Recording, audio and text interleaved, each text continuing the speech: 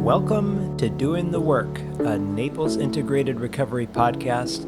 My name is Brian, and this space is for anyone who's tired of surviving the same emotional and behavioral loops, whether that's anxiety, trauma, addiction, or problems in your relationships. Around here, we cut the surface level advice and sugarcoating, no platitudes or bumper sticker wisdom. We focus on clarity, responsibility, emotional discipline, and the courage to look at yourself honestly so that you can stop repeating old patterns and start living with intention instead of reaction. Let's get into it. If you have ever walked away from a conversation replaying it in your head, wishing that maybe you had said something different, sharper, calmer, more grounded, then you probably already know this. Condescension from another person or perceived judgment doesn't hurt because it's clever. It hurts because it destabilizes your footing. And the reason that it destabilizes you isn't because the other person is smarter or more confident or right. It's because it activates something that a lot of people don't realize that they are doing in real time, trying to prove themselves to someone who isn't playing fairly. That reflex, the reflex to prove yourself to an unsafe person, is the real antagonist here.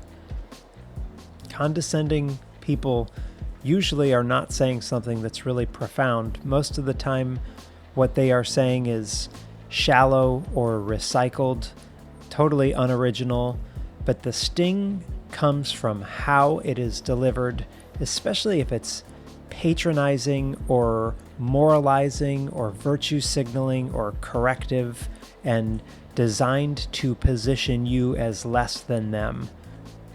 Like you're the student, child, amateur, poor you, or maybe even like you're the problem.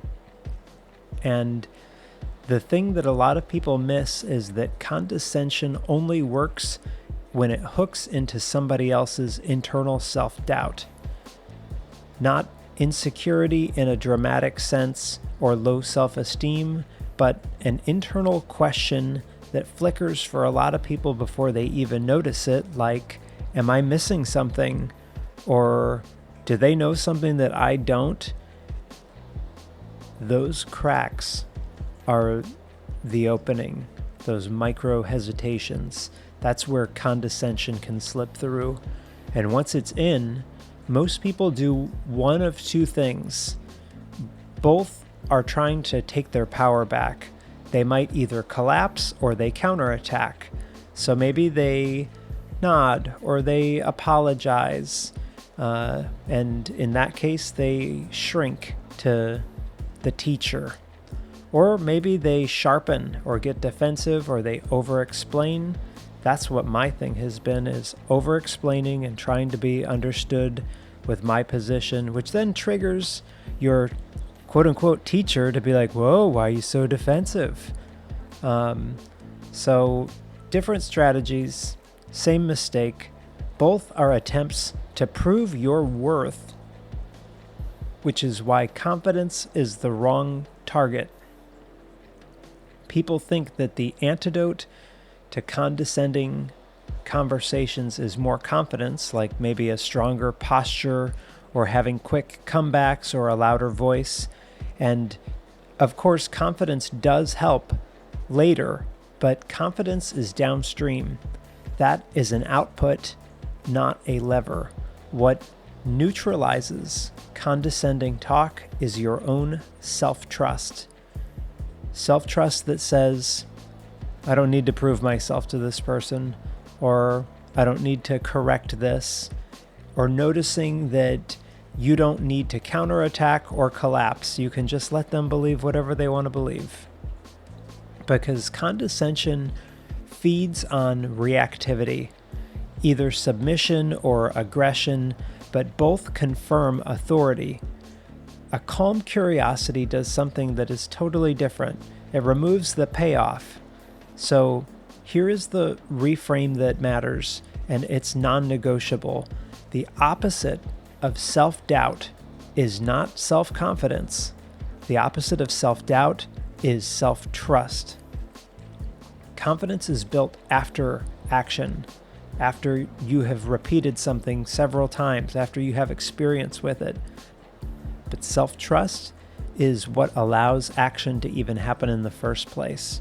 And this is where a lot of people feel stuck, because they're waiting to feel more confident before they speak, before they set boundaries, or before they push back. But your nervous system doesn't work that way. Confidence is a byproduct of survived risk, not a prerequisite. So self-trust sounds something more like this. I trust that I can handle whatever's going to happen next. And that means you don't need to win. You don't need to dominate. Just handle. Once you can do that, then condescension loses leverage. To understand why this works, you need to understand a simple but critical distinction, one that can clear up a lot of confusion about mindset. Your brain is a prediction machine, and the mind is the part that chooses how you are going to interpret and how you're going to respond. Because our brains are always scanning for threat and reacting to threat automatically, and it doesn't care about accuracy, it cares about safety. So if someone talks down to you, your brain reads that as a social threat. And that might look like status loss or rejection or being humiliated. And when that happens, your blood starts moving, the muscles tighten, and your body prepares for submit or strike. And that is just part of human wiring. But the mind, the conscious, reflective part, can interrupt that loop. So a lot of people don't realize that they have this capacity, and they think like, I just freeze in those moments, or this is how I am. But what they're really describing is that they're letting their brain run unchecked. Self-trust is the moment that you can say, I notice what's going on internally, and I'm going to choose not to be driven by that. This is where disarming really starts, because you don't need to come back. You don't need dominance, but just staying regulated. Once you regulate, now you have options. You're not trapped inside the script that the other person is trying to run for you. A lot of condescending people, though, are not powerful. They're anxious. They use explanations as armor or corrections as control. And I'm sure that many of you know a lot of this comes from keyboard warriors that would never say any of this stuff to your face, but they've got a real loud voice on social media. Like, they're just so certain, but there's a lot of insulation. And sometimes the brain can just interpret that as malice, but it probably isn't. It means that they are fragile in a very specific way because they need to be right and they need hierarchy. So when you react emotionally, defensive or flustered or sarcastic with these morons, you reinforce that hierarchy, and then you confirm that they are above you and that you're scrambling. When you collapse, you nod or you shrink or you apologize or anything like that, you confirm for them even more. But if you don't rush to respond, when you just pause and ask them to clarify, you shift the spotlight. Fragile authority does not like to be examined. One of the cleanest, most effective responses to someone talking down at you is just pause. No reaction. And then say, I didn't quite catch that. Can you say it again? And the key is that you need to do this without being sarcastic or edgy or having a bitch face, but just calmly asking them to repeat. And here's why it works, is because it interrupts momentum. Condescension requires flow on landing the jab and then moving on before it's even examined. This forces self-awareness because people often hear themselves for the first time when they are asked to repeat something, and then it shifts the status without aggression. This isn't an attack, you're just asking, and then it puts the spotlight back on them. Now they're back on display. And a lot of times, this leads to someone softening where they might rephrase or they may even retreat. And if they don't, if they double down, then you have your next move. Instead of responding to what they said, instead you are going to respond to how it landed for you. So try one of these. What did you mean by that? Or help me understand what you're pointing out. Or how was this meant to be helpful for me? And if you can shift that, you're using precision tools. These aren't just like passive questions. What they do is they keep your own nervous system regulated, they prevent escalation, and they put the responsibility back on the speaker who was correcting you. Notice what's missing here. You are not explaining yourself or defending or justifying. You're not trying to convince them of your worth or anything like that. You are asking them, spotlight shifted, for them to clarify their intent. That is a real status reclaim. When I was in grad school, I learned something really helpful, that removing this word from your vocabulary, I think, is going to be really important in your relationships. Avoid asking someone why. So just think for a second. If I were to ask you, why would you say that? Or why do you think that? This sounds like we're back in my police days and I am interrogating you with a light on you, right? It's accusatory. It triggers defensiveness, and suddenly it's a power struggle. But what questions invite an explanation without threat? So think like this. What led you to that conclusion? Or what are you seeing that I'm missing? It's the same curiosity, but a totally different effect. And this matters because it's disarming, and it's not about winning, it's about ending the game.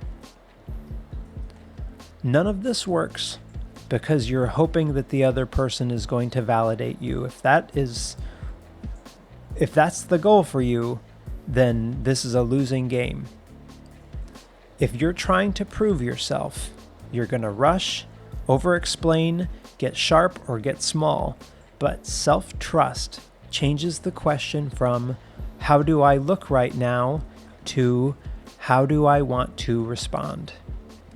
And that is the moment that you regain control. You're no longer responding to someone who's condescending, you're observing it. And that observation is what dissolves power.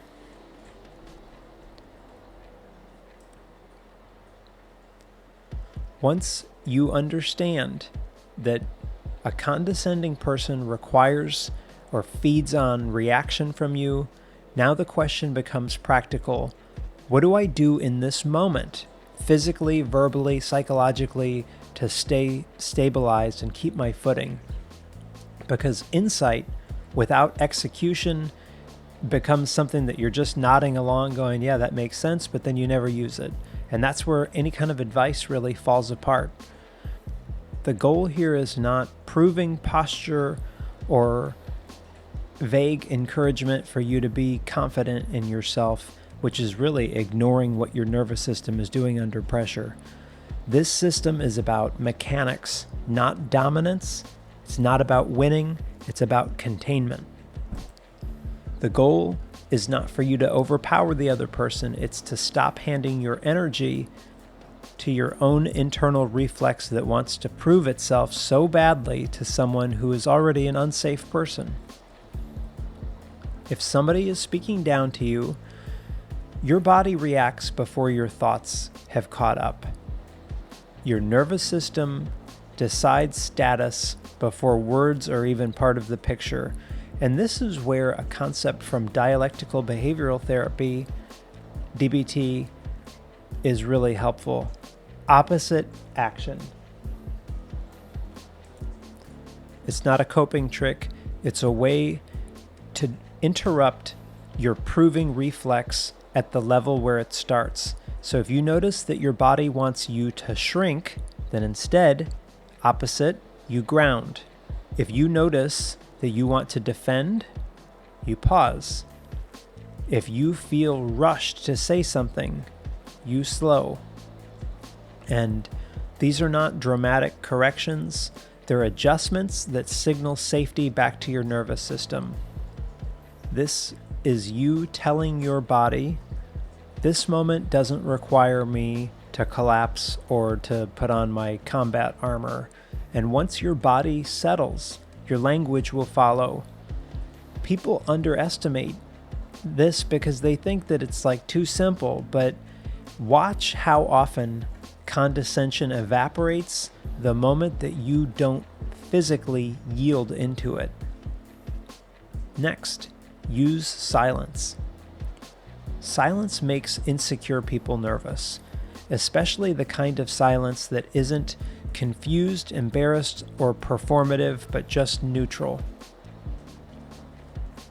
When someone finishes a patronizing comment, a lot of times we feel a rush to fill in the gap or explain or correct or anything that relieves tension. But that rush is the proving reflex in real time. Don't do it. Instead, just let the comment land. Let the air stay tight and uncomfortable for a couple of seconds. And in this pause, it communicates composure. It breaks the rhythm and the reaction that other person was counting on. And it forces them to sit with what they just said. And in some cases, they may even start talking again, where they start clarifying or they start explaining or backpedaling. And that is not accidental. Often it's reversing direction. When you respond, watch for self-undercutting prefaces, because it's important that you don't give away your own authority. So don't say things like, this might be a dumb question, but, or I'm not sure if this makes sense, or, well, I know I haven't really thought about all of this through, but, because these are all attempts to protect yourself from judgment from this other person. They end up doing the opposite. They frame you as uncertain before anybody else even gets a chance. If you have to say something, say it. You don't need to announce doubt. You don't need to ask for permission. You don't need to look down at the floor and submit to this other person. Ownership changes how things land. And if you have decided that this is an instance that you're going to push back, it's possible to do it without escalating. Sometimes clarification isn't enough. Sometimes the other person is being overtly dismissive or corrective in a way that really crosses a line for you. And this is where people might freeze, or, well, a past version of me used to really explode. The third option is boundary through description.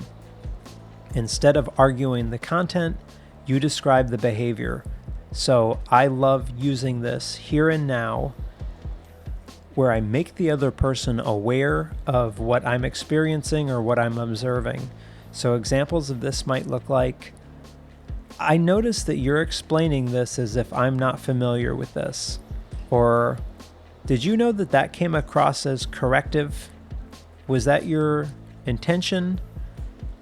Or, I just want to make sure that we're speaking peer to peer here.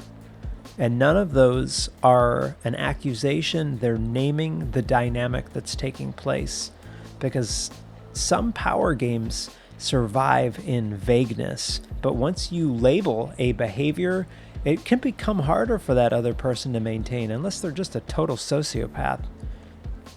And notice what you're not doing here. You're not defending yourself. You're not proving your competence. You're not attacking. You're just refusing to participate in a hierarchy that they are trying to enforce. An interaction with a condescending person can feel like you're put under a microscope. Everybody's watching, you're being evaluated, you're on the spot.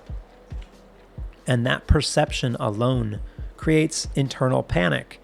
The panic is what drives proving.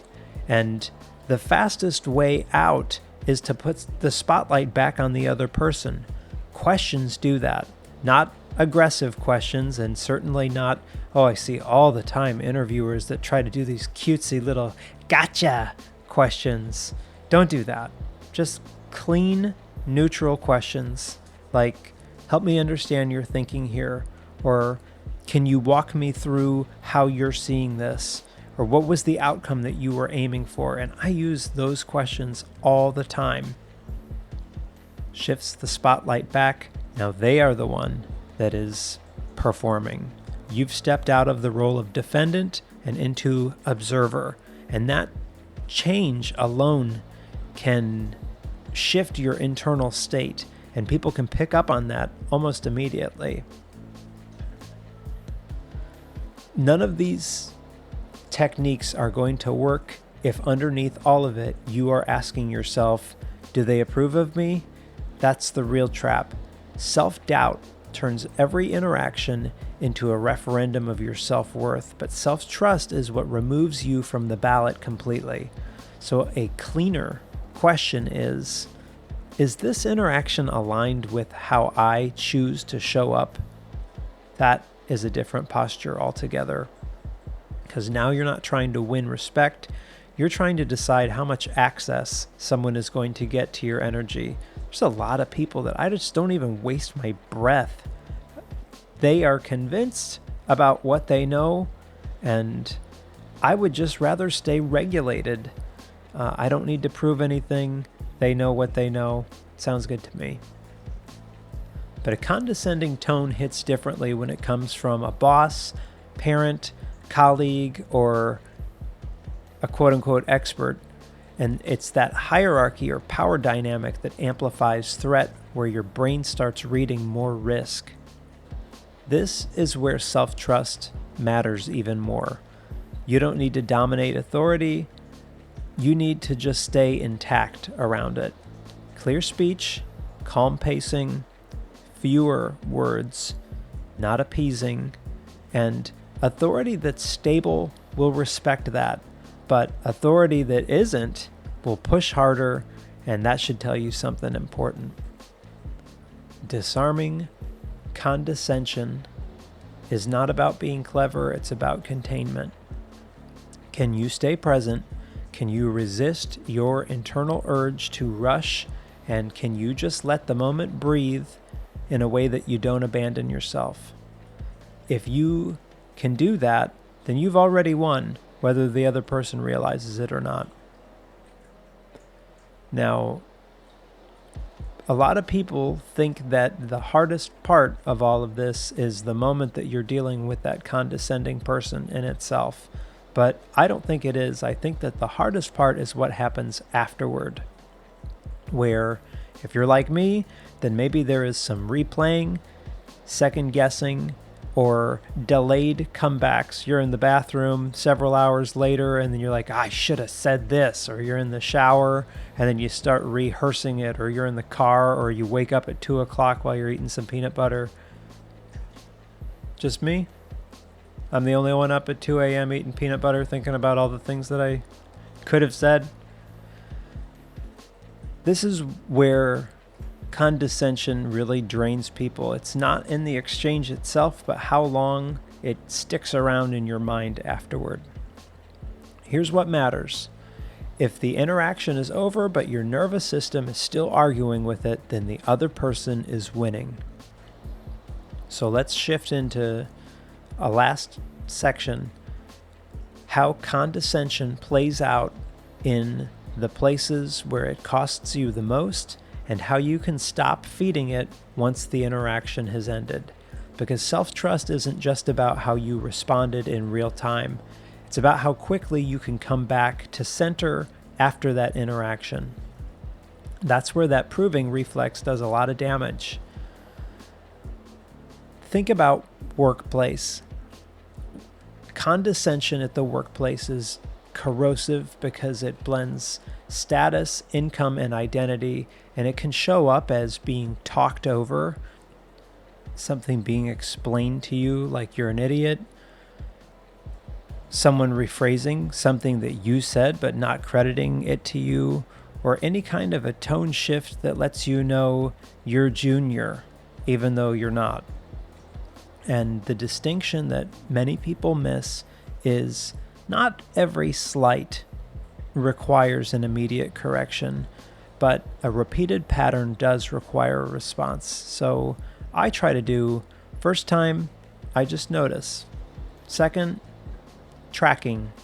Third, now I'm going to address it. If you are reacting too early, then you might look reactive. If you don't respond, though, then the pattern is likely to solidify. When you do address it, don't argue intent, argue the impact. So, for example, just name, when things are being explained to me at this level, it lands as dismissive.